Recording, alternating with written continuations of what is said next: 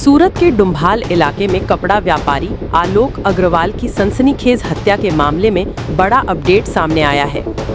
Limbayat police ने इस हत्याकांड में शामिल तीसरे आरोपी अबरार लस्सी को गिरफ्तार कर लिया है। मुझे सब माफ कर दो, मुझसे बहुत बड़ी भूल हो गई। मंगलू स्वाइन को गिरफ्तार किया था। पूछताछ में दोनों ने कबूल किया कि वारदात के वक्त अबरार लस्सी भी उनके साथ था। अबरार का आपराधिक रिकॉर्ड भी है। वह पहले मोबाइल स्नैचिंग और चोरी के मामलों में पकड़ा जा चुका है और हाल में नवसारी चीखली क्षेत्र में रह रहा था। लेकिन इस हत्याकांड का एक और आरोपी अशफाक उर्फ कौवा अब भी फरार है।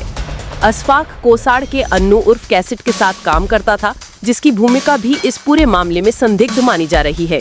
बताया जा रहा है कि पुलिस के हेल्प इन हैंड के तौर पर अन्नू ने सीसीटीवी के धुंधले फुटेज से आरोपियों की पहचान में अहम भूमिका निभाई थी। इस घटना से अग्रवाल समाज में गहरा आक्रोश है।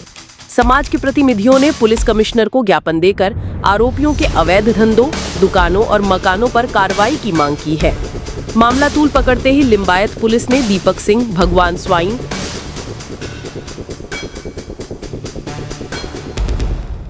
मुख्य आरोपी की धरपकड़ કરવામાં આવી છે।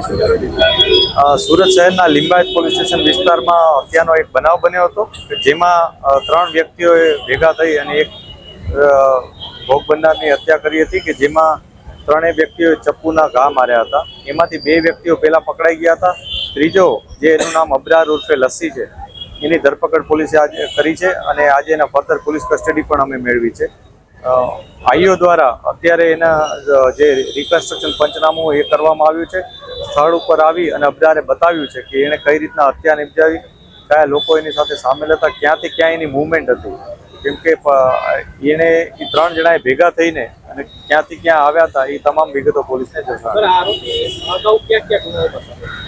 અબરાર છે એ અગાઉ સ્નેચિંગના અને મારામારીના અને એ પ્રકારના અન્ય ગુનાઓમાં સામેલ હતો।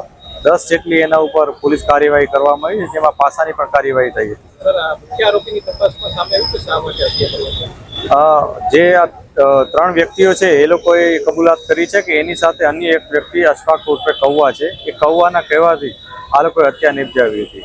જે અશફાક છે એનો ઝઘડો જે ભોગ બનનાર સાથે થયો હતો થોડાક દિવસો અગાઉ, અને એનો બદલો લેવા માટે જ એણે આ તમામને કીધું હતું। આ 4 મિત્રો છે, આને ઉપરાંત અન્ય આરોપીઓ પણ આમાં સંડોવાયેલા છે, જેની ધરપકડના પ્રયાસો પણ અત્યારે ચાલુ છે।